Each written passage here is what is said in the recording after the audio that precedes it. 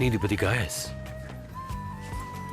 ஆண்டவரே, என் வீட்டுல என் வேலைக்காரர் ரொம்ப கொடிய நோயில அவதிப்பட்டு இருக்கான். இவ்வளவு காலமாக நோய்வாய்ப்பட்டிருந்த அவன் மரணத்தை நெருங்கிக்கிட்டு இருக்கான். நீங்க தான் காப்பாத்தணும். என்ன அவங்கிட்ட கூட்டிட்டு போங்க. ஆண்டவரே, அவர் ஆண்டவர் நான் கூப்பிட்டீங்க? ஆண்டவரே, நீங்க என் வீட்டுக்கு வரத்துக்கு நான் தகுதியானவனான்னு எனக்கு தெரியாது ஆண்டவரே. ரோமானியரோட வீட்டுக்கு நீங்க வர மாட்டீங்கன்னு எனக்கு தெரியும். நீங்க ஒரு வார்த்தை மட்டும் சொல்லுங்க, என்னோட வேலைக்காரன் குணமடைவான்.